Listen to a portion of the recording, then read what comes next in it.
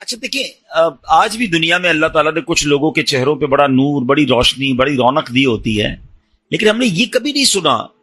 ہم یہ کہتے ضرور ہے کہ یہ چہرہ بڑا نورانی ہے یا بڑا چمکتا ہوا ہے، مگر سرور کائنات علیہ الصلوۃ والسلام کے نور کا عالم دیکھیں کہ میرے آقا جب ان کے کمرے میں داخل ہوتے ہیں، بی بی عائشہ فرماتی چہرہ انور سے اتنا نور نکلا کہ پورا کمرہ ہی جگمگانے لگ گیا. کتنی روشنی ہوئی.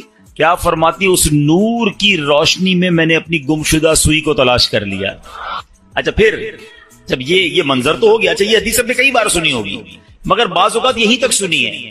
اس کا اگلا حصہ بڑا امپورٹنٹ ہے کہ بی عائشہ صدیقہ رضی اللہ تعالی عنہا نبی پاک سے بڑی محبت کے ساتھ عرض کرتی ہیں کہ یا رسول اللہ، میرے آقا آپ کتنے حسین ہیں، آپ کتنے با کمال ہیں. پیارے آقا علیہ الصلوۃ والسلام نے فرمایا اے عائشہ، ہلاکت ہے اس کے لیے جو قیامت کے دن میرا دیدار نہ کر سکے گا. اچھا ذرا تھوڑا سا سمجھو بات. بروز قیامت جو نبی پاک علیہ الصلوۃ والسلام کا دیدار بھی نہیں کر سکے گا، اس کی محرومی سمجھ رہے ہیں آپ؟ یقیناً دیدار مصطفیٰ بڑی سعادت، جو نہیں کرے گا وہ محروم. لیکن اس کی اور ایک انٹرپریٹیشن بنتی ہے، اس کی ایک اور شرح بنتی ہے کہ مجھے ایک بات تو بتائیں، قیامت کے دن شفاعت کس نے کرنی ہے؟ نبی پاک علیہ الصلوۃ والسلام نے کرنی ہے نا. ہمیں پیاس لگے گی تو آب کوثر کس نے پلانا ہے؟ پیارے آقا نے پلانا ہے. ہم پل صراط سے گزریں گے تو رب سلم کی صداؤں سے گزارنا کس نے ہے؟ یعنی محشر کے دن تو قدم قدم پر ہمیں نبی پاک کی حاجت ہے. اور جس کی نبی پاک سے ملاقات ہی نہ ہو سکی، جو قیامت کے دن ان کا دیدار بھی نہ کر سکے گا، وہ تو مارا گیا نا. اب پوائنٹ سمجھ رہے ہیں؟ آقا علیہ الصلوۃ والسلام نے فرمایا ہلاکت ہے اس کے لیے جو میرا قیامت کے دن بھی دیدار نہیں کر سکے گا. بی بی عائشہ نے فوراً پوچھا یا رسول اللہ وہ کون ہے بدبخت؟ آپ علیہ الصلوۃ والسلام نے فرمایا بخیل ہے وہ شخص. بخیل کہتے ہیں عربی میں کنجوس کو. کنجوس ہے وہ شخص. کہ حضور کون کنجوس، کون بخیل؟ ارشاد فرمایا جس کے سامنے میرا ذکر ہو اور وہ مجھ پر درود نہ پڑھے. اب ذرا غور کیجئے، نبی پاک کا نام سننا ہے یا سرور کائنات صلی اللہ تعالی علیہ وسلم کا نام لینا ہے تو پھر درود پڑھنا ہے، وہاں کنجوسی نہیں کرنی ہے. اچھا اب تو کنجوسی اور بخل کی عجیب عجیب ایگزامپلز آ گئی ہیں. اچھا پہلے تو درود نہیں پڑھتے تھے، اب پتہ نہیں کیا ہو گیا، درود بھی پڑھتے تو شارٹ فارم والا، نبی پاک کا نام لیا اور ساتھ سلام کہہ دیا. معاذ اللہ، صلی اللہ تعالی علیہ وآلہ وسلم، کم از کم پورا تو درود پڑھو یار. اچھا اسی طرح لکھنے میں کنجوسی، لکھنے کو پورے اخبار بھر دیں گے، پورے ناول لکھ دیں گے، مگر جب نبی پاک علیہ الصلوۃ والسلام کا نام آئے گا تو سلام یہ صاد لکھ دیں گے. یہ حرام ہے. درود بھی پورا، لکھنا بھی پورا ہے اور پڑھنا بھی پورا ہے. سارا دن باتیں کرنے کے لیے تمہارے پاس ٹائم ہے، درود کی باری میں ڈنڈی مارتے ہو. اور پھر درود پاک تو میری نیکیوں میں اضافے کا وظیفہ ہے نا، میرے گناہوں کی معافی کا وظیفہ ہے، میری تو نبی پاک میں حاضری لگانے کا وظیفہ ہے آقا کی بارگاہ میں. تو پھر میں درود پاک پڑھنے میں کیوں کنجوسی کروں؟ ہاں اب علماء نے ایک بڑی خوبصورت ہمارے لیے آسانی کر دی. اب مثال کے طور پہ دوران بیان، دوران نعت، کبھی کبھی بار بار نبی پاک صلی اللہ تعالی علیہ وسلم کا نام پاک آتا ہے، تو ہو سکتا ہے کوئی پڑھنا بھول جائے، رہ جائے. تو علماء کہتے ہیں روزانہ دن میں ایک مخصوص تعداد کے مطابق درود پڑھ لیا کرو، تو پورے دن میں جہاں جہاں نبی پاک صلی اللہ تعالی علیہ وسلم کا نام سنا یا کہا، اور اگر درود پڑھنا رہ گیا ہے تو یہ بعد میں درود پڑھنا اس کا آلٹرنیٹ، اس کا قائم مقام ہو جائے. اس لیے کہا جاتا ہے کہ روزانہ کم از کم 100 بار 200 بار، اللہ ہمت دے توفیق دے تو 313 بار درود پاک پڑھ لیں تو انشاءاللہ برکتیں ملیں گی. نیت کرتے ہیں انشاءاللہ، میں بھی نیت کرتا ہوں، آپ بھی نیت کریں انشاءاللہ روزانہ کثرت کے ساتھ درود پاک پڑھیں گے انشاءاللہ. آئیے مل کر محبت کے ساتھ با آواز بلند درود پاک پڑھ لیں. صلو علی الحبیب صلی اللہ تعالی علی محمد صلی اللہ تعالی علیہ وسلم. ناظرین آج ایک ایسی حقیقت پر میں نے بات کرنی ہے جس پر نارملی بات ہوتی نہیں ہے، اور یہ ایک ایسی حقیقت ہے کہ جس سے انکار بھی کوئی نہیں کر سکتا. دنیا میں بہت سارے فلسفے ہیں، دنیا میں بہت ساری تھیوریز ہیں جس میں بڑا، جس کو کہتے ہیں نا کہ اختلاف ہے. قوموں کے اندر بھی اختلاف ہے، مذہبوں میں بھی اختلاف ہے، عمر کے اندر بھی اختلاف ہے کہ نہیں جناب کچھ لوگ کہتے ہیں یہ ہے تو دوسرا کہتا ہے نہیں ایسا نہیں ہو سکتا ہے. بہت ساری سائنٹیفک تھیوریز ہیں, بہت ساری جناب لاجیکلی باتیں ہیں, قوموں کے کلچر ہیں, اختلاف ہے لوگوں میں, کہتے نہیں وہ کہتے ہیں یہ ٹھیک ہے, وہ کہتے نہیں یہ ٹھیک نہیں ہے. مگر میں جس تھیوری یا جس حقیقت کی بات کر رہا ہوں نا, دنیا کا ہر مذہب اس کو مانتا ہے, دنیا کا ہر رہنے والا شخص جس کے اندر عقل ہے وہ اس کو ایکسپٹ کرتا ہے. یہ وہ ریئلٹی ہے جس سے کوئی بھی انکار نہیں کرتا. وہ ایسی کون سی ریئلٹی, واقعی چندی چیزیں ہیں دنیا میں, شاید گنتی کی چیزیں ہوں گی جس سے پوری دنیا کے لوگ متفق ہوں کہ ہاں یہ درست ہے, یہ کنفرم ہے, یہ ہونا ہے. میں انہی میں سے ایک تھیوری کی بات کر رہا ہوں, انہی میں سے ایک حقیقت کی بات کرنے جا رہا ہوں. مگر ایسی مسلم, ایسی کنفرم حقیقت ہوتے ہوئے بھی اس پر بات کرنے کے لیے کوئی تیار نہیں ہے, اس کے بارے میں تیاری کرنے کے لیے کوئی تیار نہیں ہے. یہ بڑی عجیب بات ہے. ایسی کون سی تھیوری ہے, ایسی کون سی حقیقت ہے, بتاتا ہوں آپ. لیکن پہلے میں آپ کو ایک واقعہ سناتا ہوں. اس واقعے کے ذریعے ہم اس ٹاپک تک بھی پہنچ جائیں گے اور مزید ریئلائزیشن آسان ہو جائے گا.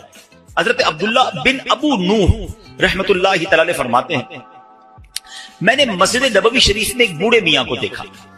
وہ مسجد کی صفائی کرتے تھے اور دن رات مسجد میں ہی رہتے تھے. لوگوں نے بتایا کہ یہ بوڑھے میاں جو ہیں یہ مسلمانوں کے تیسرے خلیفہ حضرت عثمان غنی رضی اللہ عنہ کی اولاد میں سے صاحب اولاد ہیں. اللہ پاک نے مال بھی بڑا عطا کیا, لیکن یہ سب کچھ چھوڑ کر بس مسجد کے ہو کر رہ گئے. صبح و شام مسجد میں پڑے رہتے ہیں, مسجد کی صفائی کرتے ہیں, بس عبادت کرتے رہتے ہیں. حضرت عبداللہ بن ابو نوح رحمۃ اللہ تعالی کہتے ہیں, میں نے جب لوگوں کی یہ باتیں سنی تو میں نے کہا کچھ تو ہے اسپیشل, جس کے بعد اتنا مال ہو, اتنی بڑی فیملی ہو, یہ مسجد سے زیادہ ٹائم کیوں گزارتے ہیں.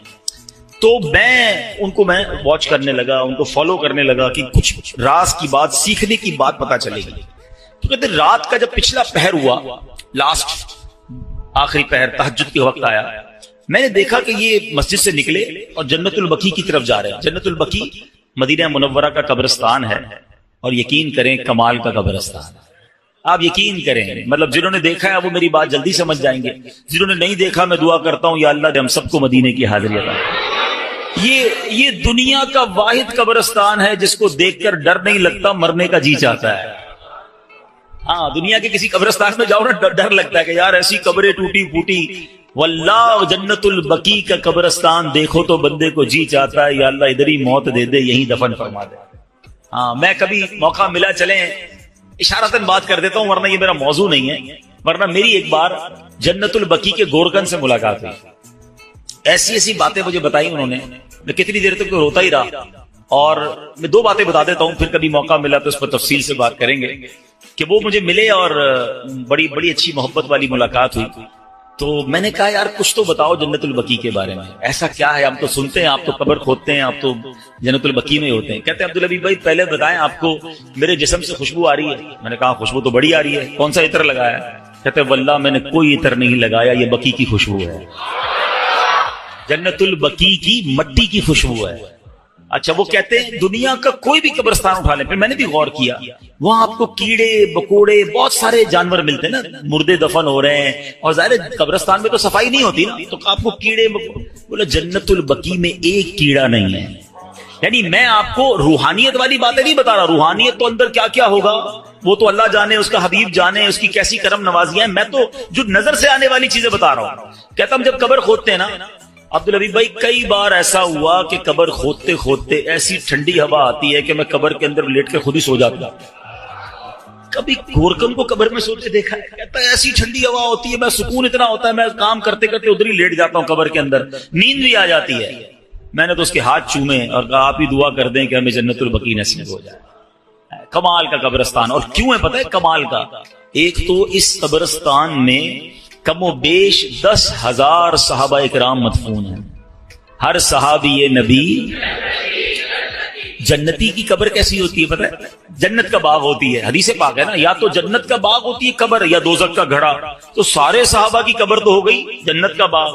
جس قبرستان میں 10,000 جنت کے باغ ہوں, اب آپ سوچو نا اس قبرستان میں جو گیا, ایسے نہیں کہتے اعلیٰ حضرت, طیبہ میں مر کے ٹھنڈے چلے جاؤ, آنکھیں بند तैबा में मर के ठंडे चले जाओ, आंखें बंद सीधी सड़क ये शहर शफात नगर की है। हाँ अच्छा, फिर मदीने में मरने के हवाले से, हाँ ये सिर्फ जन्नतुल बकी की तो बरकत है ही है। सुनो मेरे आका का क्या वादा है, नबी पाक ने इनकरेज किया। हदीस पाक का मजमून है कि तुम में से जिससे हो सके वो मदीने में मरे, कि जो मदीने में मरेगा मैं उसकी शफाअत करूंगा। हाँ, मदीने में मरने की तमन्ना ये हमारे ईमान का तकाजा है, इश्क रसूल का तकाजा है।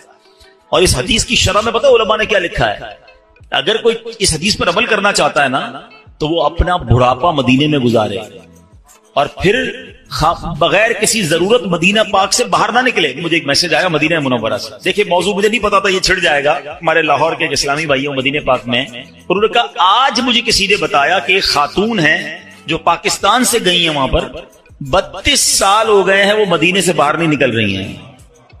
कहती है बाहर नहीं निकलूंगी, कहीं बाहर मौत ना आ जाए, मुझे मदीने में मरना है। और मैं ऐसे कई मदीने में रहने वालों को जानता हूं जो नहीं जाते, मक्के भी नहीं जाते। एक बार हज कर लिया उन्होंने, कहते फर्ज अदा हो गया है, अब मदीना नहीं छोड़ना है। आका ने फरमाया जिससे हो सके वो मदीने में मरे, कि जो मदीने में मरेगा मैं उसकी शफाअत करूंगा। नसीब वालों को मिलता, मरना तो है ही, अल्लाह करे मदीने की मौत मिल जाए, जन्नतुल बकी मिल जाए। जोर से कह दो आमीन। पता नहीं किसकी आमीन के सदके हमारा बेड़ा पार हो जाए, ये दुआ हमारे हक में कबूल हो जाए। कुछ मौत वो होती हैं, मैं अभी पिछले दिनों हमारे एक साथी थे, उनकी वालिदा की या वालिद का इंतकाल हुआ मदीने शरीफ में और जन्नतुल बकी में मदफन हुआ। मैं उनसे मिलने गया, मैंने कहा मुझे समझ नहीं आ रही आपसे ताजियत करूं या मुबारकबाद पेश करूं। यानी ऐसी भी मौतें हैं जिस पर अफसोस ही नहीं होता कि मतलब ये तो अरमान था ना, ये तो जिंदगी भर मांगा है, या अल्लाह ईमान वाली, आफियत वाली, मदीने वाली, सुभान अल्लाह मौत मिल जाए, और क्या चाहिए। मरना तो हम समझे हैं, मगर ये मौत ऐसी होती है जिसकी तमन्ना होती है। तो बहरहाल वो जो हजरत उस्मान गनी रज़ी अल्लाह तआला की औलाद से जो थे वो जन्नतुल बकी में गए, रात का आखिरी पहर था, किबला रुख होकर नमाज पढ़ने लगे, सारी रात नमाज पढ़ते रहे।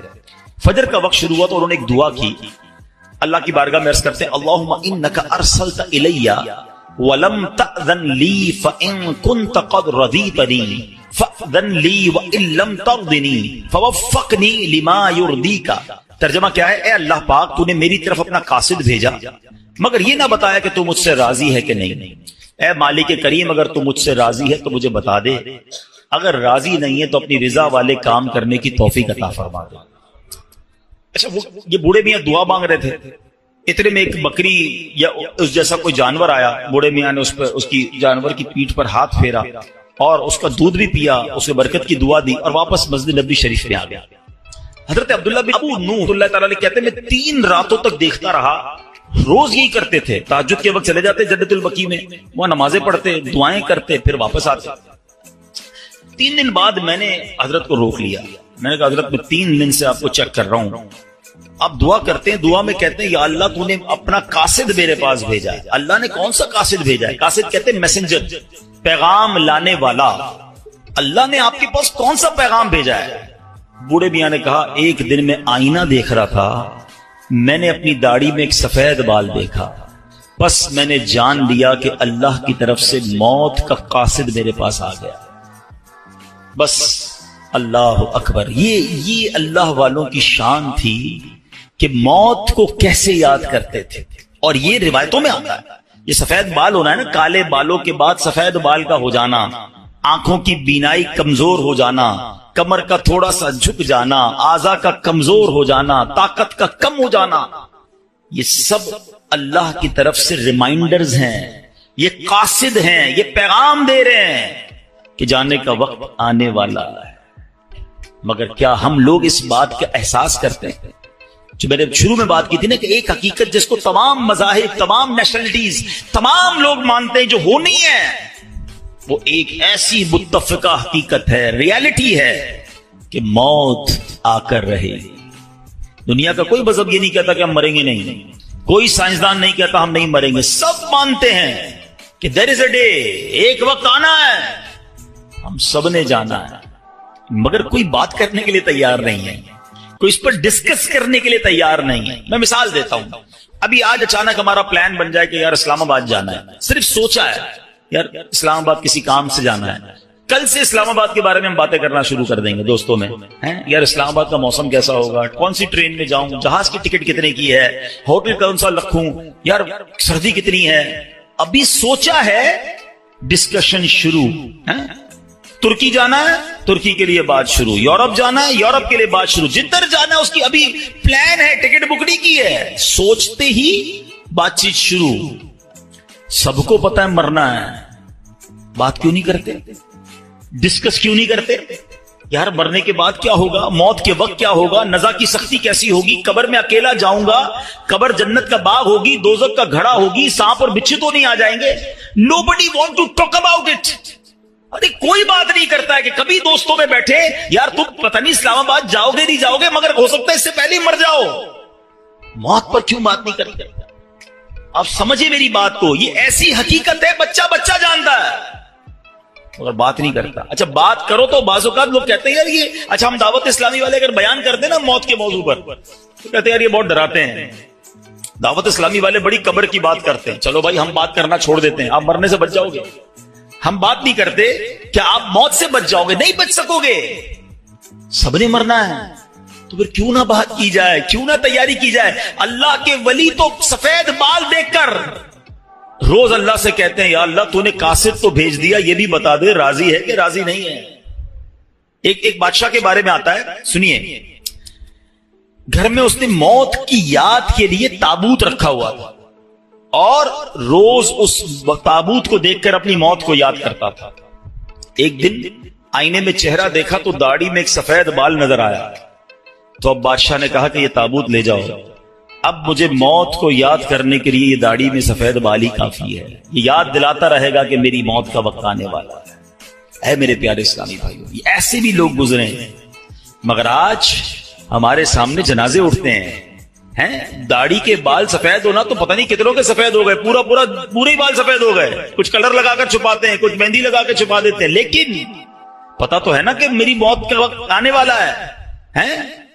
जिंदगी गुजर रही है, बर्थडे बड़ी शौक से लोग बनाते हैं, हैप्पी बर्थडे टू यू। कभी सोचा कि ये, मैं नहीं कहता नाजायज है, जायज तरीके से बनाए ठीक है, लेकिन अगर अकल हो ना तो जिंदगी का 1 साल कम हो गया है।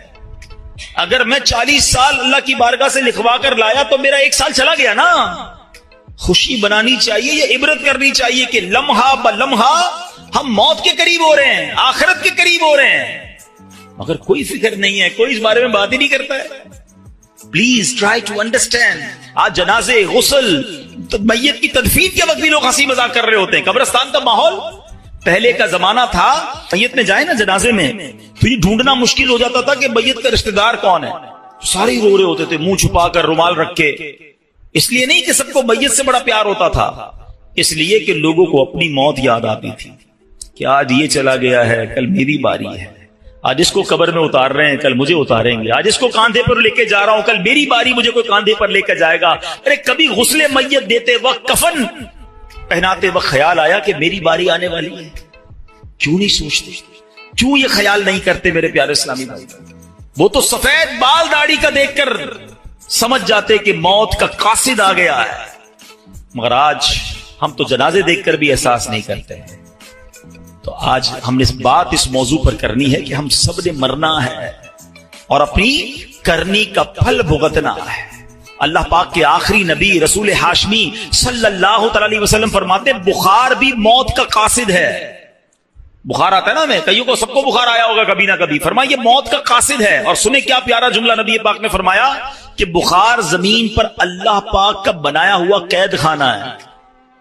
हाँ, ये बिल्कुल पहली बार मैंने भी पढ़ा और वाकई मैंने गौर किया कि बुखार होते ही बंदा घर में चला जाता है, अच्छी खासी एक्टिविटी होती है। आजकल नजर नहीं आ रहा बंदा किधर है, बुखार हो गया घर के अंदर है, कैद हो जाता है, खुद ही ऑटोमेटिकली कैद हो जाता है। आका ने फरमाया बुखार जमीन पर अल्लाह पाक का बनाया हुआ कैद खाना है।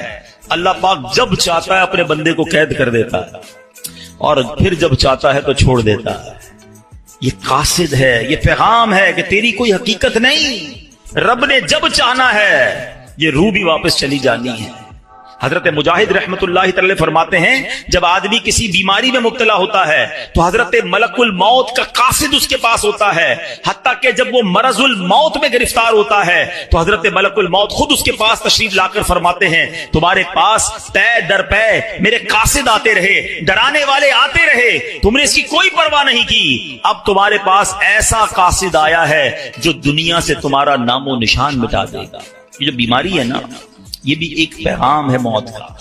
اللہ کرے کہ ہم سمجھیں، اللہ کرے کہ ہم عبرت حاصل کریں۔ اے میرے پیارے اسلامی بھائیوں، اب بیماری آ جائے تو بندے کو کرنا کیا چاہیے؟ اللہ کرے کہ ہم ایسے کام کریں۔ امام غزالی رحمت اللہ تعالی فرماتے ہیں مریض کو چاہیے جب کوئی مرض میں ہونا موت کو کثرت سے یاد کرے، توبہ کرتے ہوئے موت کی تیاری کرے، ہمیشہ اللہ پاک کی حمد و ثنا کرے، خوب گر گڑا کر دعا کرے، اللہ پاک کے حضور عاجزی اور انکساری کا اظہار کرے، مناسب علاج کروائے، شکوہ و شکایت نہ کرے، اور جب شفا نصیب ہو جائے تو اللہ پاک کا شکر ادا کرے۔ یہ بیماری میں کرنا چاہیے۔ ہم کیا کرتے ہیں؟ او ہو بڑا سر میں درد ہے، بڑا پیٹ میں درد ہے، بس یار بہت پریشان، اتنا شکوہ، اتنی شکایت۔ اچھا سب کو بتانا ہے، کیا کوئی علاج کر دے گا ہمارا؟ شفا دینے والی ذات کس کی ہے؟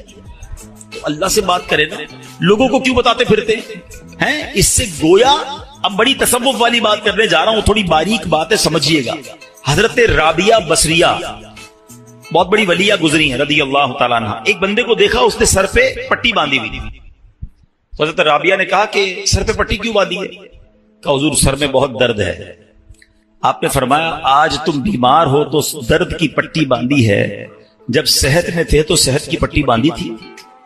بات بہت باریک ہے، سمجھدار آدمی اس بات کو پکڑ لیں گے۔ یعنی تمہیں آج اللہ نے کچھ دنوں کے لیے بیمار کیا تو سارے جہان کو بتا رہے ہو کہ اللہ نے بیمار کیا، درد کی پٹی باندھی۔ جب اللہ نے اتنے دنوں تک صحت مند رکھا تھا، کوئی پٹی باندھ کے بتایا لوگوں کو کہ میں بڑا صحت مند ہوں؟ بعض اوقات بیماری کا اظہار، مصیبت کا اظہار کہیں ایسا نہ ہو یہ شکوہ بن جائے، کمپلین بن جائے کہ اللہ نے بیمار کیا ہے، اللہ نے تکلیف بھیجی ہے۔ نہیں میرے پیارے اسلامی بھائی، اگر کوئی بیماری پر صبر کر جائے نا، احادیث میں مضمون ملتا ہے اللہ شفا بھی دیتا ہے، اس کے گناہوں کو معاف بھی کر دیتا ہے۔ یعنی بیماری مصیبت تو میرے گناہ معاف کروانے آئی تھی، مگر شکوہ شکایت کمپلین، ہمارا تو کچھ لوگوں کی تو عادت ہی ہوتی ہے نا، جب ان سے ملے کیا حال ہے، اب جیسے ہی پوچھا نا آپ نے کیا حال ہے، اب لسٹ شروع ہو جائے گی، بس یار سر میں بھی درد ہے، پیٹ میں بھی درد ہے، مارکیٹ بھی خراب ہے، گھر میں بھی اچھا نہیں ہے، اتنی پرابلمز بتا دے گا بندہ کہ یار نہ ہی پوچھتا تو اچھا تھا۔ کبھی تو شکر الحمدللہ کہہ دو، کبھی تو کہہ دو اللہ نے بڑا اچھا رکھا ہے، اللہ نے بڑی مہربانی کی ہے، کروڑوں سے اچھا رکھا ہے، کیوں نہیں کہتے زبان سے؟ شکر ادا کرنے والے بنے، کمپلین کرنے والے نہ بنو۔ اور بیماری سبحان اللہ، ہمارے اسلاف جو ہے نا وہ تو اس طرح مصیبت کو ویلکم کرتے تھے۔ حضرت فتح موصلی رحمت اللہ تعالی کے بارے میں آتا ہے کہ ان کی زوجہ تھی، ایک بار کہیں جا رہی تھی تو راستے میں پاؤں کو ٹھوکر لگی، ناخن اکھڑ گیا۔ اب ناخن اکھڑنے کی تکلیف سمجھتے ہو نا، جان نکل جاتی ہے۔ اب مسکرانے لگی، کسی نے کہا آپ کو تکلیف نہیں ہوئی؟ کہا تکلیف تو ہوئی، مگر اس تکلیف پر جو میں صبر کروں گی اور صبر پر جو مجھے ثواب ملے گا وہ ثواب یاد کر کے مسکرا رہی ہے۔ اللہ اکبر، یہ ایسے لوگ تھے۔ اور ہم جناب چھوٹی سی چوٹ پر اتنی شور مچا رہے ہوتے ہیں، تھوڑا سا نقصان ہو جائے، اچھا جناب وہ کیا ہوا، بس وہ موٹر سائیکل کا انڈیکیٹر ٹوٹ گیا، تو موبائل ہاتھ سے گر گیا، تو فلاں نقصان ہو گیا، فلاں پرابلم، سب کو بتائیں گے۔ 2 4 5 ہزار کا نقصان ہو گیا، پورے محلے کو بتائیں گے۔ کیوں بتائیں گے بھائی؟ کوئی دے دے گا آپ کو؟ دے گا کوئی نہیں، ثواب بھی چلا گیا۔ صبر کرتے تو یہ نقصان تمہارے لیے ہو سکتا ہے گناہوں کا کفارہ بن کر آیا ہو۔ روایتوں میں آتا ہے کہ مومن کو پہنچنے والا ہر نقصان، یہاں تک کہ اس کے جوتے کا تسمہ بھی ٹوٹ جائے نا، وہ بھی اگر کسی کا لاس ہوتا ہے اور وہ صبر کرے تو وہ اس کے گناہوں کا کفارہ بن جاتا ہے، اس کے لیے نیکی کا باعث بن جاتا ہے۔ مگر صبر کریں تو نا، ہم نے تو سب کو بتانا ہے۔ اچھا معاملہ بڑا عجیب ہے، نقصان ہو تو سب کو بتانا ہے، نفع ہو تو کسی کو نہیں بتانا ہے۔ یہ ضرور بتائیں کہ 5 ہزار کا نقصان ہو گیا، کبھی آ کے بتایا کہ 50 ہزار روپے کمائیں؟ نہیں، وہ کیوں بتاؤں بھائی، گھر والوں کو تو بالکل بھی نہیں بتاؤں گا، خرچہ شروع کر دیں گے گھر والے، ان کو جب بھی بتانا نقصان کی خبر دینی ہے۔ نہیں میرے پیارے سے، اللہ کا شکر ادا کریں، نہ بتائیں کسی کو نقصان۔ وہ شاعر کہتے ہیں نا، کسی کا احسان کیوں اٹھائیں، کسی کو حالات کیوں بتائیں، کیوں بتاؤں میں کسی کو میرے ساتھ کیا گزر رہی ہے، میں جانوں، میرا رب جانے نا۔ کسی کا احسان کیوں اٹھائیں، کسی کو حالات کیوں بتائیں، تم ہی سے مانگیں گے تم ہی دو گے، تمہارے در سے ہی لا لگی ہے۔ اللہ کی بارگاہ میں ہم عرض کریں گے، اللہ کے حبیب علیہ الصلوۃ والسلام کی بارگاہ میں عرض کریں کہ اللہ حبیب پاک کے وسیلے سے ہم پر رحم کر دے، لیکن یہ دنیا والوں کو نہ بتایا کرو، اور خاص طور پہ بیماری، اس میں تو زیادہ توبہ استغفار کرنا۔ دیکھیں، اگر کہتے ہیں نا مائنڈ سیٹ ہو نا عبرت لینے کا، پرابلم یہ مائنڈ سیٹ نہیں ہے۔ ہمیں میسج ملتا ہے، ہم اس کو میسج کو کر لیتے ہی نہیں ہیں، ہم کہتے ہیں نہیں یار نارمل سی بات ہے، حالانکہ بیماری میں جو ہماری کہتے ہیں نا ترم خانی نکل جاتی ہے، آواز نہیں نکل رہی ہوتی ہے، طبیعت آؤٹ ہو جاتی ہے، کھڑے ہونے کا جی نہیں چاہتا، ایسے جو اکڑ اکڑ کے چل رہے ہوتے ہیں نا، ان کو کھڑے ہونے کی ہمت نہیں ہوتی ہے۔ یہ پیغام ہے کہ یہ تیری اوقات ہے، بستر سے بندہ کھڑا نہیں ہو سکتا۔ ایسی ایسی بیماریاں ہوتی ہیں، ہم سب کے ساتھ ایسا ہوا ہوتا ہے کہ پیروں میں جان نہیں ہوتی، ماشاءاللہ 5 وقت کا نمازی ہوتا ہے، بعض اوقات ایسا بیمار ہوتا ہے کہ کھڑے ہو کے نماز نہیں پڑھ سکتا، اس کو کرسی پہ بیٹھ کے نماز پڑھنی پڑتی ہے۔ اس وقت احساس ہونا چاہیے کہ جب پیر پہ کھڑا ہوتا ہوں تو یہ میرے رب کی قدرت کھڑا کرتی ہے۔ اب کھڑے ہو کے اکڑنا نہیں ہے، اب کھڑے ہو کے روب نہیں جمانا لوگوں پر، ظلم نہیں کرنا ان ہاتھوں اور پیروں سے۔ عاجزی انکساری کے مولا کھڑا کیا وہ بھی تو نے ہی کیا ہے، بولنے کی طاقت دی تو نے ہی دی۔ ارے کھانے کو جی نہیں چاہتا، بولنے کو جی نہیں چاہتا، جب طبیعت خراب ہو منہ کڑوا ہو جاتا ہے۔ یہ سب چیزیں پیغام ہے، عبرت تو لو، یہ میری اوقات ہے۔ پیٹ خراب ہو جائے انسان کا، وہ دنیا بھر پہ روب جمانے والا کمرے سے باہر نہیں نکل سکتا، ایسی حالت خراب ہو جاتی۔ یہ سب یہ اوقات یاد دلاتی ہے بیماری ہمیں، مگر عبرت لینے والا تو کوئی ہو نا۔ روایتوں میں آتا ہے اللہ کے حبیب علیہ الصلوۃ والسلام فرماتے مومن جب بیمار ہو کر اچھا ہو جائے تو بیماری سابقہ گناہوں سے کفارہ ہو جاتی ہے اور آئندہ کے لیے نصیحت ہو جاتی ہے۔ یہ نصیحت لینے والا ہو نا۔ منافق کیا کرتا ہے؟ نبی پاک نے فرمایا منافق جب بیمار ہو پھر اچھا ہو، اس کی مثال اونٹ کی ہے، مالک نے اسے باندھا پھر کھول دیا، نہ تو اسے معلوم کیوں باندھا نہ اسے معلوم کیوں کھول دیا۔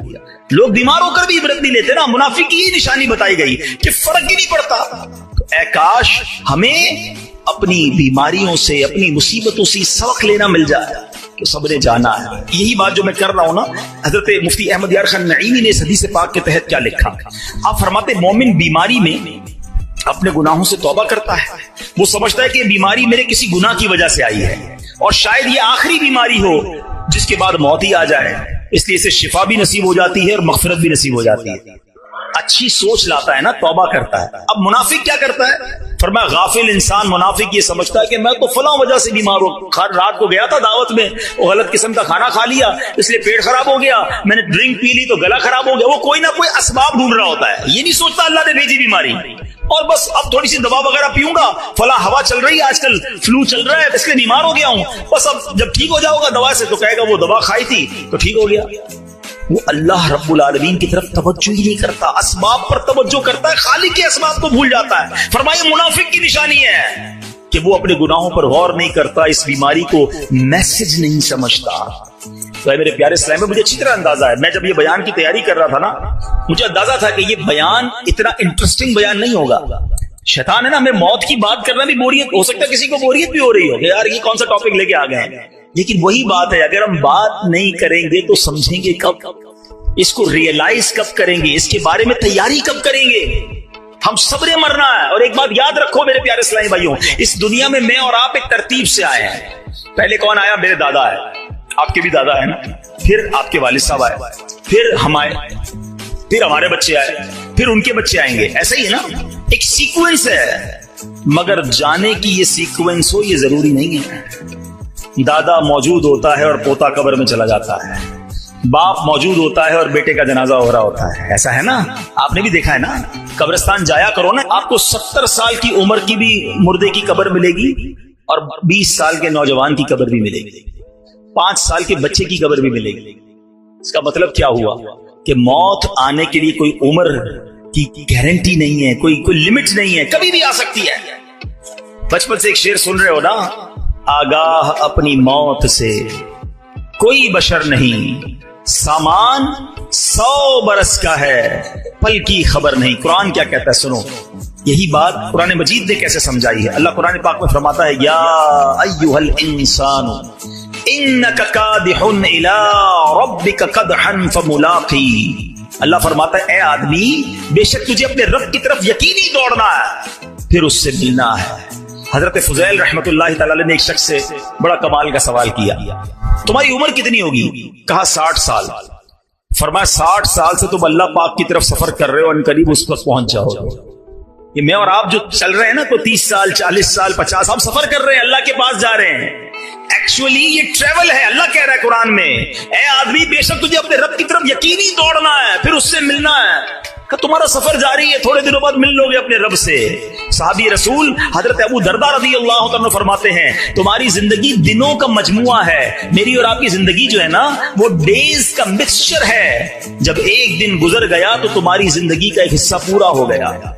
किसी समझदार आदमी का कॉल है, आदमी इस दुनिया पर कैसे खुश हो सकता है जबकि यहां दिन महीनों को, महीने सालों को और साल जिंदगी को कम करते चले आ रहे हैं।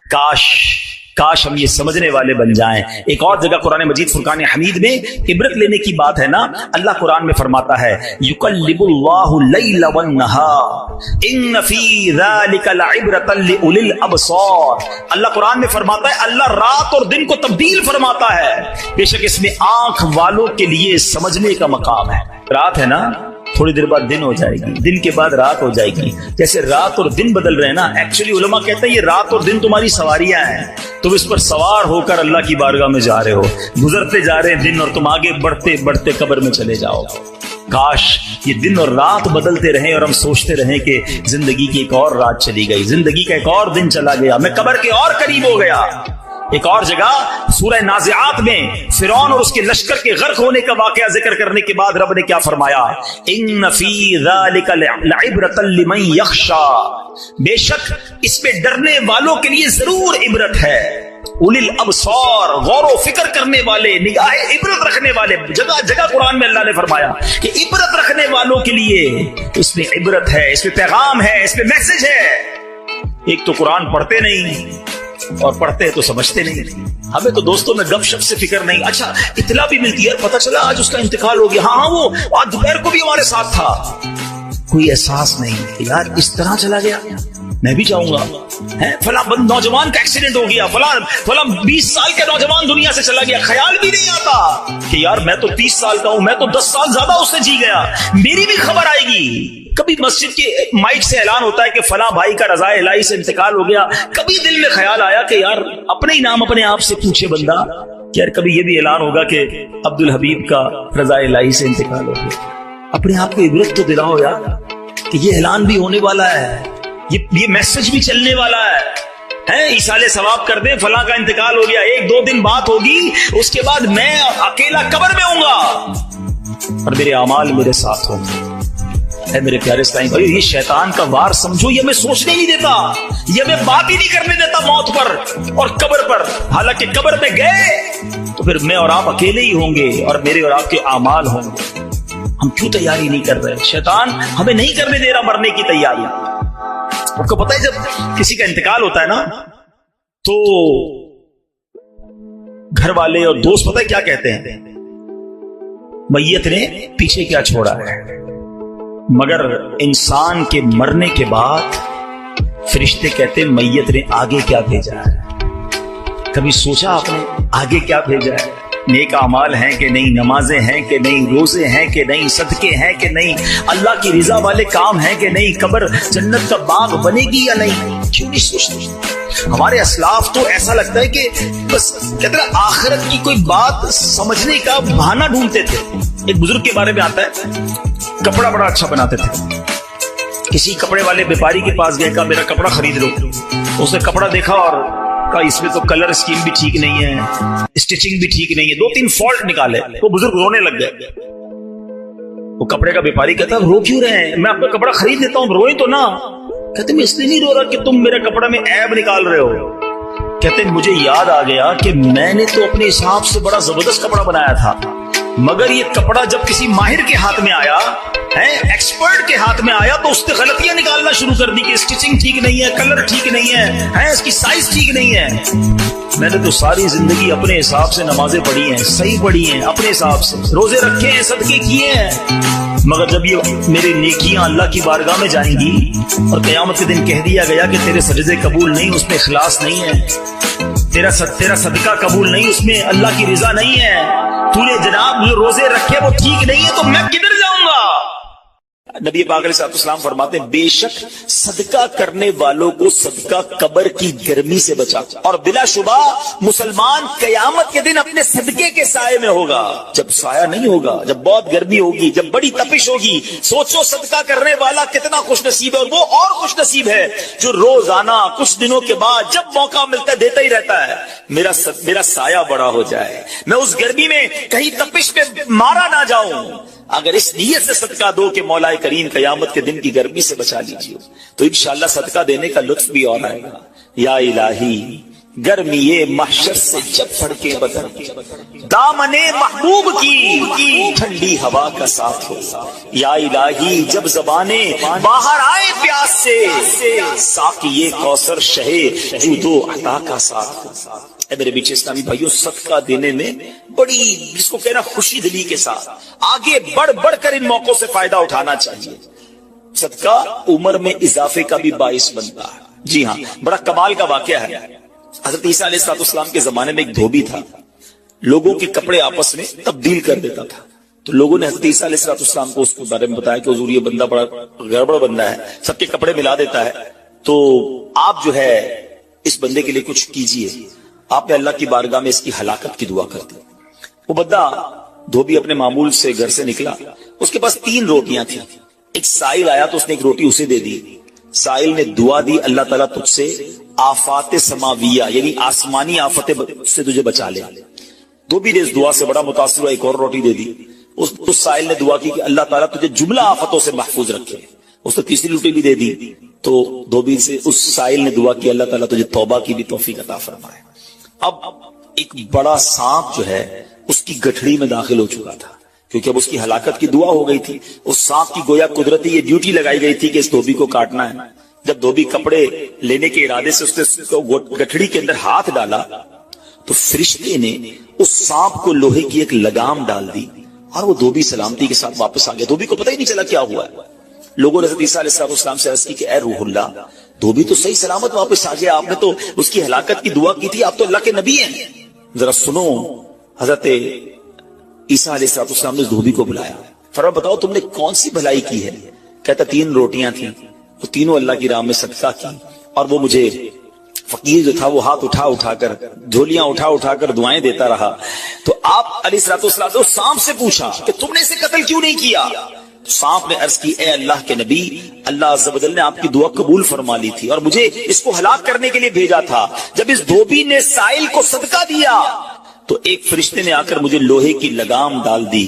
جب لوگوں نے بات سنی، دھوبی نے یہ بات سنی، اسے بڑا تعجب ہوا کہ اتنا گناہگار میں، لوگوں کو اتنی تکلیف پہنچانے والا، صرف ایک نیکی کی اور مجھے آفت سے بچا لیا گیا۔ اس دھوبی نے توبہ کر لی، کیونکہ اس سائل نے توبہ کی بھی دعا کی تھی۔ تو پتہ یہ چلا آفتوں سے بچنا چاہتے ہیں، مصیبتوں سے بچنا چاہتے ہیں۔ آج کل تو کرونا وائرس کا زمانہ ہے، بلاؤں کا زمانہ ہے، ارے اس میں تو زیادہ صدقہ دینا چاہیے، اپنے نام کا بھی، بچوں کے نام کا بھی، فیملی کے ہر فرد کے نام پر صدقہ نکالتے رہیں کہ یا اللہ صدقے کی برکت سے ان بلاؤں، ان وباؤں سے بچانا۔ ارے وباؤں سے، بلاؤں سے، آنے والی مصیبتوں سے صدقہ کیسے بچاتا ہے کہ سنیے، ایک شخص سیدنا ابو ہریرہ رضی اللہ تعالیٰ عنہ کی بارگاہ میں حاضر ہوا، کہنے لگا حضور میرا بیٹا سمندری سفر پر گیا ہے، آپ اس کے لیے دعا فرمائیں۔ آپ رضی اللہ تعالیٰ عنہ نے فرمایا اس کی طرف سے صدقہ دو، سفر پر جایا کرو نا، صدقہ دے کے جایا کرو، بیٹا یا فیملی کا کوئی فرد سفر پر ہے، صدقہ دو کہ خیر سے واپس آ جائے۔ سیدنا ابو ہریرہ رضی اللہ تعالیٰ عنہ نے فرمایا سمندری سفر پر ہے، اس کے لیے صدقہ دو۔ اس وقت سمندر میں موجیں اٹھ رہی تھی، یہاں باپ اور حضرت ابو ہریرہ رضی اللہ تعالیٰ عنہ میں گفتگو ہو رہی ہے، عین اسی وقت ادھر سمندر میں موجیں اٹھ رہی تھی، جہاز ڈوبنے کے قریب تھا، ادھر اس کے والد نے اللہ کی راہ میں صدقہ دیا، اور وہاں کہنے والے کو کہتے ہوئے سنا گیا اے سوارو تمہارے لیے سلامتی ہے، بے شک اللہ تعالیٰ نے فدیہ قبول فرما لیا۔ بیٹا سفر سے واپس آیا، اپنے والد کو سارا واقعہ سنایا کہ جہاز موجوں میں تھا، قریب تھا کہ ڈوب جاتا، مگر پھر ایک ندا آئی کہ تمہارے لیے جو صدقہ دیا گیا ہے وہ قبول کر لیا گیا ہے۔ تو اے میرے بیچ اسلامی بھائیوں، میں نے آپ کو احادیث بھی سنائی ہیں، آپ کو واقعات بھی سنا رہا ہوں کہ صدقہ بلاؤں کو ٹالتا ہے، صدقہ بیماریوں کو ٹالتا ہے۔ آپ میں نبی پاک علیہ الصلوۃ والسلام کی زبانی ایک خوبصورت واقعہ آپ کو سناتا ہوں۔ پیارے آقا علیہ الصلوۃ والسلام نے ہی یہ واقعہ صحابہ کرام کو سنایا۔ واقعہ کیا ہے؟ میرے آقا فرماتے ایک عورت کے منہ میں لقمہ تھا، کھانا کھا رہی تھی، ہاتھ میں لقمہ اور منہ میں ڈال لیا. اتنے میں دروازے پر ایک سائل آیا. وہ عورت کیسی توکل والی, کیسی صدقہ دینے والی, کتنا اللہ کی راہ میں خرچ کرنے والی تھی کہ وہ لقمہ اس نے منہ سے روکا اور سائل کو دے دیا کہ یہ کھا لے, میں بھوکی ٹھیک ہوں, یہ بیچارہ غریب ہے, دے دیا اس. چھوٹی سی بات تھی. ایک لقمہ کیا ہوتا ہے؟ کچھ لوگ ہی کہتے ہیں پیسے ہی تھوڑے جیب میں, 5 10 15 روپے 50 روپے 100 روپے کے صدقے سے کیا ہوگا, میں تو خود غریب ہوں. سنو, ایک ہی لقمہ تھا نا, دیگ نہیں تھی بریانی کی, ایک لقمہ تھا. اور یہ واقعہ سرور کائنات علیہ الصلوۃ والسلام اپنے صحابہ کو سنا رہے ہیں. فرمایا وہ لقمہ اس عورت نے روکا اور فقیر کو دے دیا. اب اس عورت کے کچھ عرصے بعد بچے کی ولادت ہوئی. بچہ تھوڑا سا بڑا ہوا, باہر ماں کے ساتھ چلنے لگا, گھومنے پھرنے لگا. تو باہر گیا تو ایک بھیڑیا آیا, اور بھیڑیا آ کر اس کے بچے کو اس نے منہ سے پکڑا اور بھاگ گیا. ماں پیچھے بھاگ رہی, میرا بیٹا میرا بچہ, اور بھیڑیا آگے بھاگ رہا ہے. اللہ اکبر. اللہ تبارک و تعالی نے ایک فرشتے کو حکم دیا کہ بھیڑیے کے پیچھے جاؤ, اس کے منہ سے بچہ چھین کر لاؤ اور اس کی ماں کے حوالے کر دو, اور ماں کو کہہ دینا اللہ عز و جل نے تم پر سلام بھیجا ہے اور فرمایا ہے کہ یہ لقمے کے بدلے لقمہ ہے.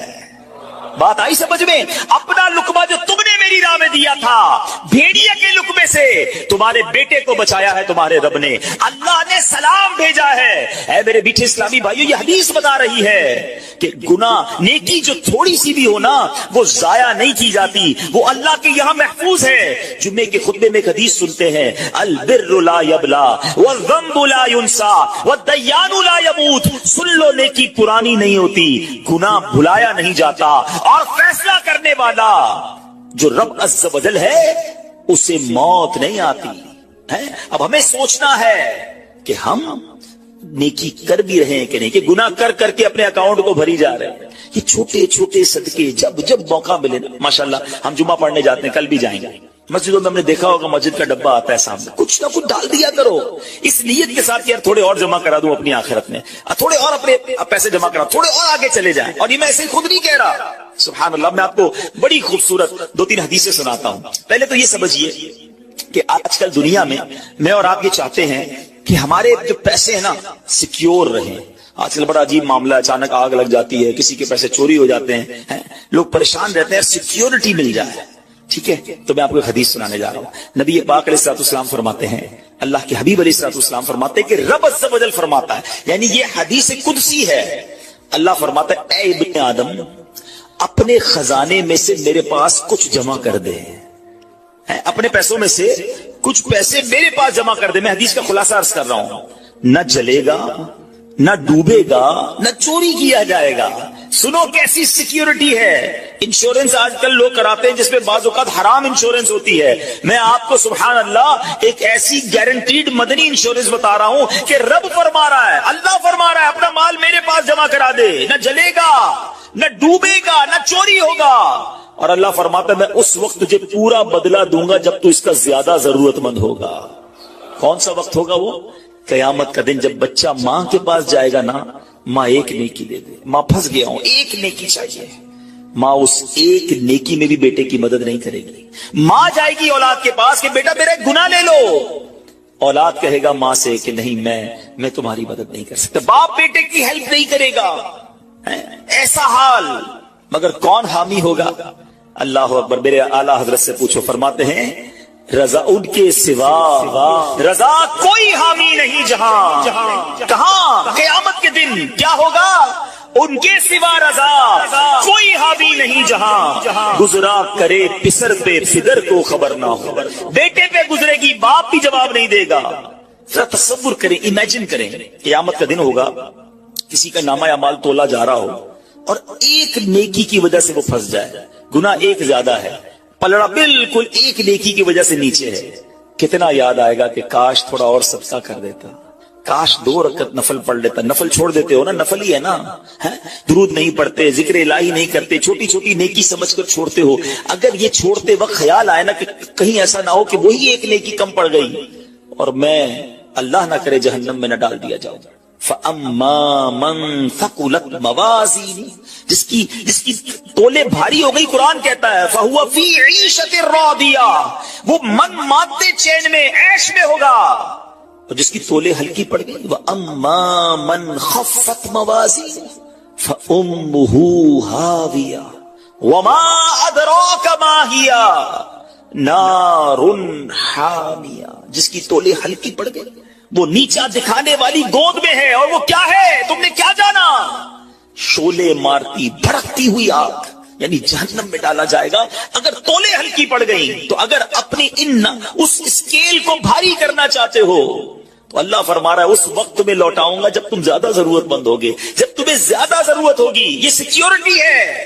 اچھا پھر کچھ لوگ بڑے عجیب ہیں، وہ کہتے ہیں یار پیسے تو ہم نے خرچ کر دیے، رمضان میں دی نا، زکات بھی پوری دے دی، بڑا کاؤنٹ کر کے چلتے ہیں، پورے ہو گئے بھائی اب اگلے سال آنا۔ وہ اللہ کے بندو جو رب تمہیں روز دے رہا ہے، عطائیں دیے جا رہا ہے، اور تم کیلکولیٹ کر کے لاک کر دیتے ہو صدقے کو، ایسا نہ کرو۔ میں آپ کو ایک اور حدیث سناتا ہوں۔ اللہ کے حبیب صلی اللہ تعالی علیہ وسلم فرماتے ہیں کہ پیارے آقا نے فرمایا مال کو روک کر نہ رکھو، روک کر نہ رکھو، کہیں یہ نہ ہو کہ تم سے بھی روک لیا جائے۔ ہاں ہمارے لیے تو نہیں روکا جا رہا نا۔ مثال کے طور پہ دکاندار بیٹھے ہوں گے یا بزنس کمیونٹی کے لوگ بیٹھے ہوں گے، آپ کا مثال کے طور پہ مہینے کا 1 لاکھ روپے کا خرچہ ہے، کبھی کبھی ایسا بھی ہوتا ہے پہلے 2-3 دنوں میں ہی لاکھ روپے ہو جاتے ہیں پورے، تو کیا تالا لگاتے ہو کہ چلو بھائی اب پورے مہینے کا ہو گیا 27 دن بعد آئیں گے؟ نہیں، آنے تو جتنا آ رہا ہے، ہم آنے والی سائڈ تو نہیں روک رہے، ہاں خرچ اللہ کی راہ میں کرنے والی روک لیتے ہیں۔ جب وہ دینے میں نہیں روک رہا تو تم اللہ کی راہ میں خرچ کرنے میں نہ روکو۔ میں حدیث سنا رہا ہوں کہ روک کر خرچ نہ کرو، روک کر نہ رکھو، کہیں یہ نہ ہو کہ تم سے بھی روک لیا جائے۔ ایک دوسری روایت میں کہ نبی پاک علیہ السلام نے فرمایا خرچ کرو، گن کر نہ رکھو، کہیں یہ نہ ہو کہ اللہ بھی تمہیں گن کر نہ دے، کہیں یہ نہ ہو کہ اللہ بھی تمہیں گن کر دے، اور بچا کر نہ رکھو، کہیں ایسا نہ ہو کہ اللہ بھی تم سے بچا کر رکھنے لگے۔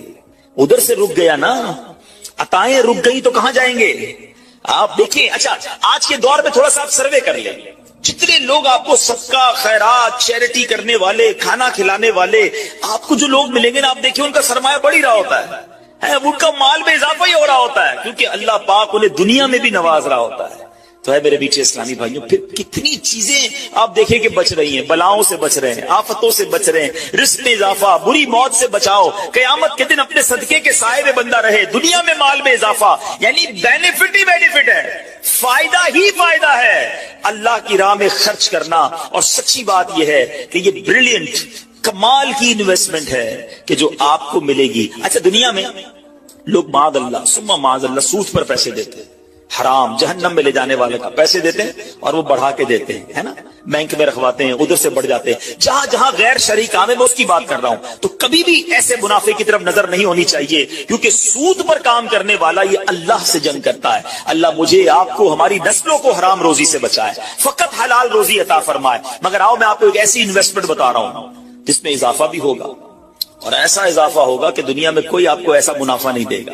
اور یہ میں نہیں کہہ رہا، حدیث پاک کا مفہوم ہے، ہم جب صدقہ کرتے ہیں میرے اور آپ کے ہاتھ سے نکلتا ہے، اللہ کے حبیب علیہ السلام فرماتے جس کا مضمون ہے کہ جب صدقہ بندے کے ہاتھ سے نکلتا ہے، ہاتھ سے نکلتے ہی اللہ کے دستے قدرت میں چلا جاتا ہے، اور اللہ تمہارے صدقوں کو پالتا ہے جیسے تم جانور کو پالتے ہو۔ چھوٹا بچڑا ہوتا ہے، چھوٹا جانور ہوتا ہے، آہستہ آہستہ بڑا ہوتا ہے نا۔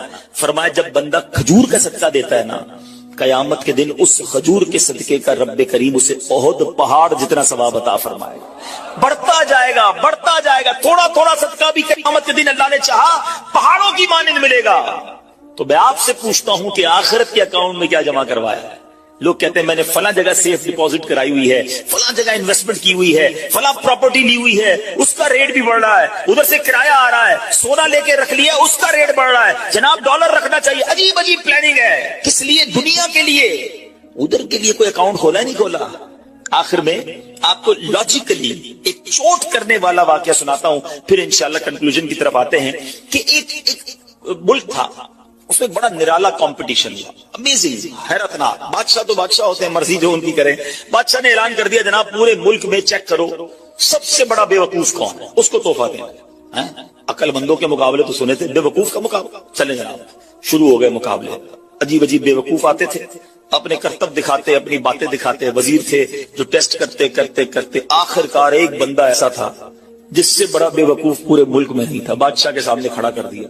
بادشاہ سلامت بڑے تجربے کیے, بڑے ٹیسٹ کیے. He is the biggest fool of our country, یہ ہمارے ملک کا سب سے بڑا جو ہے نا بے وقوف ہے. بادشاہ نے کہا چیک کر لیا, چیک کر لیا.